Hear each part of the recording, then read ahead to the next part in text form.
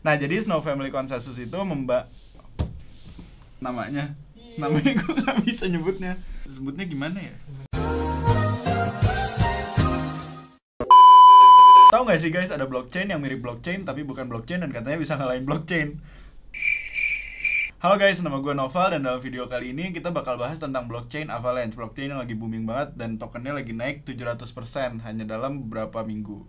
Tapi sebelum mulai jangan lupa like, subscribe, dan klik lonceng notifikasi di YouTube channel Koinvestasi.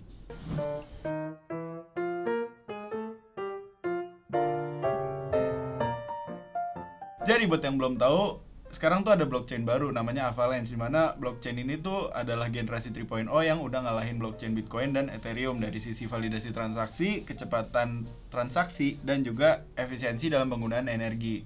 Nah, jadi blockchain ini tuh sama seperti blockchain lainnya dimana bisa digunakan sebagai tempat untuk perpindahan transaksi token atau koin, dan juga untuk penciptaan smart contracts untuk membangun proyek baru atau memvalidasi transaksi.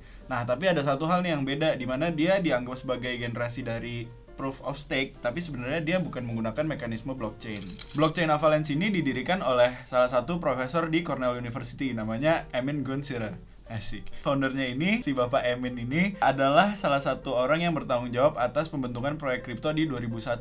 Nama proyek kriptonya itu Karma. Karma ini adalah blockchain sebelum Bitcoin, tapi sayangnya proyeknya tuh gagal karena dia nggak dapat pendanaan atau nggak dapat funding karena ada tragedi 9/11 di 2001. Setelah itu dia mulai explore lagi terhadap kripto dan dia juga dikenal di komunitas Ethereum dan Bitcoin, di mana dia menjadi salah satu yang bertanggung jawab untuk menyelesaikan masalah hack di blockchain Ethereum di 2016.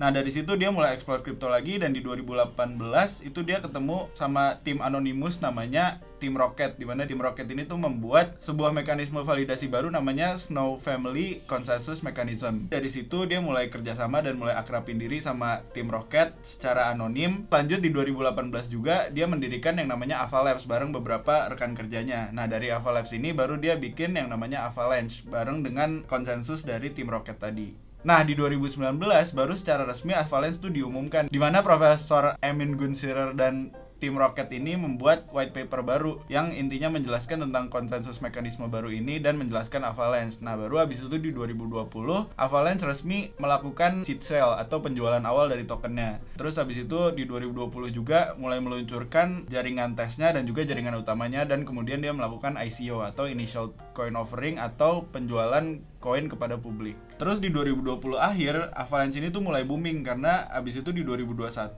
dia melakukan sebuah pembaruan namanya Apricot. Dari pembaruan ini dia tuh bikin sebuah blockchain yang lebih kompatibel sama beberapa proyek yang cukup luas, termasuk NFT, DeFi, stablecoin, dan lain-lainnya. Jadi blockchainnya lebih bisa digunakan di lebih banyak proyek. Nah, dari sisi roadmapnya sebenarnya tuh semuanya udah selesai, tapi kan tadi udah ada beberapa coin sale yang udah terjadi lah, tapi itu tuh semua belum bisa dicairkan. Nah, nanti semua koin dari Avax ini tuh bisa dicairkan pada Maret 2022. Jadinya nanti supply-nya baru bisa beredar di 2022 secara menyeluruh. Tapi untuk sekarang tuh publikasinya udah mulai meningkat karena kerjasamanya juga udah banyak, karena Avalanche blockchain ini dianggap sebagai salah satu blockchain yang memiliki kegunaan luas. Nah, tadi kan gue sempat ngomong kalau misalnya blockchain Avalanche ini tuh udah mulai terkenal karena dianggap efisien dalam memvalidasi transaksi dan juga dalam penggunaan energinya.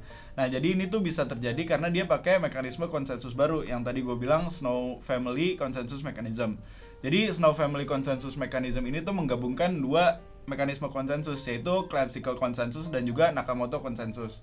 Jadi buat yang belum tahu, Classical Consensus itu adalah mekanisme validasi blockchain yang biasanya privat, yang nggak terbuka untuk umum. Jadi validatornya itu orang yang membentuk blockchainnya itu juga.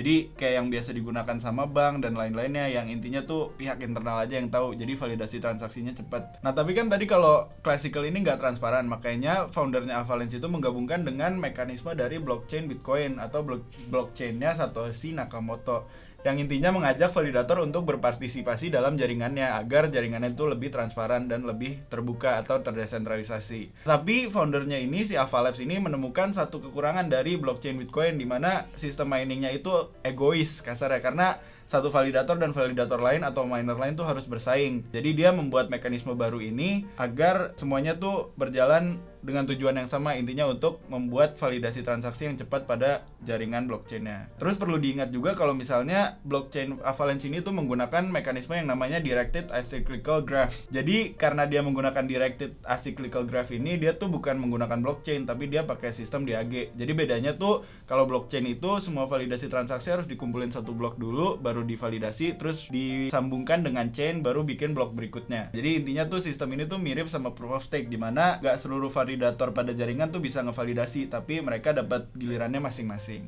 Jadi nggak harus nunggu blok diciptakan dulu, makanya transaksinya juga lebih cepat.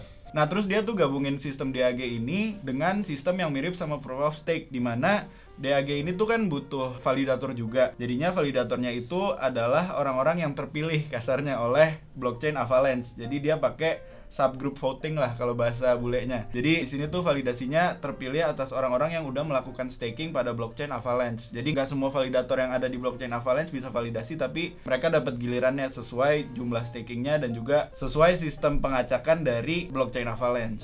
Nah jadi blockchain ini tuh fokusnya untuk 3 kegunaan, dimana yang pertama adalah untuk jaringan pembayaran atau payment transaction. Jadi dia pengen jadi wadah atau platform untuk perpindahan dana dari satu pihak ke pihak lain secara cepat.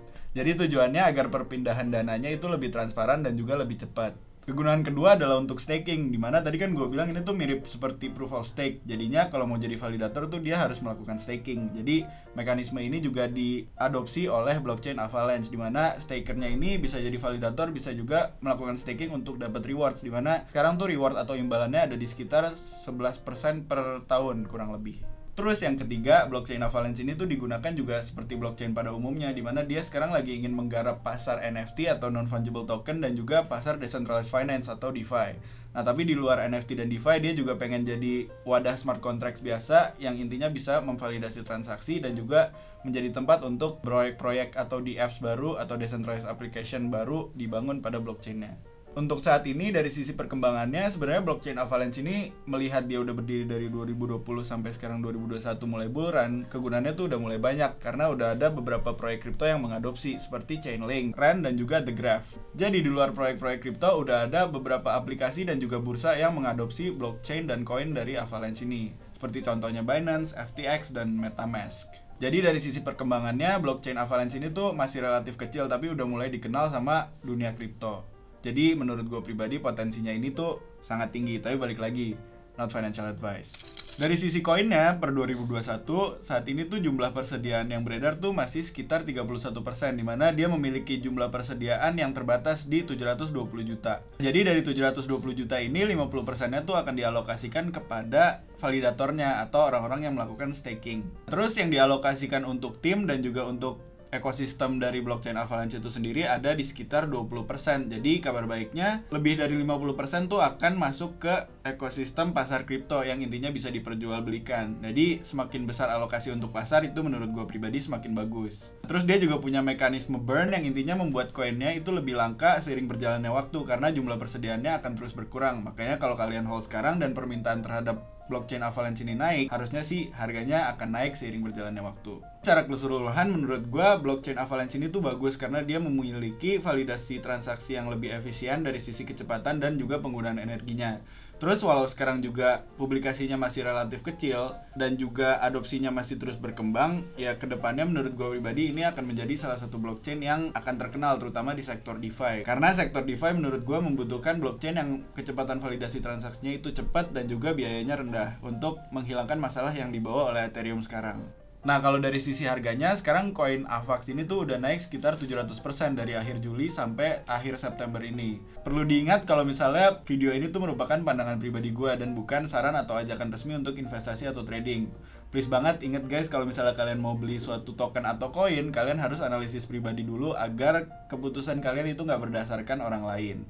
Jadinya kalau misalnya rugi atau untung pun kalian juga akan evaluasi dan akan bangga terhadap diri sendiri. Oke guys, jadi sekian tentang blockchain Avalanche dari gua. Kalau misalnya ada pertanyaan, langsung aja komen di video ini. Dan kalau misalnya berasa bermanfaat, jangan lupa like, subscribe, dan klik lonceng notifikasi di YouTube channel Koinvestasi. As always, Koinvestasi, aset masa kini, kaya masa depan.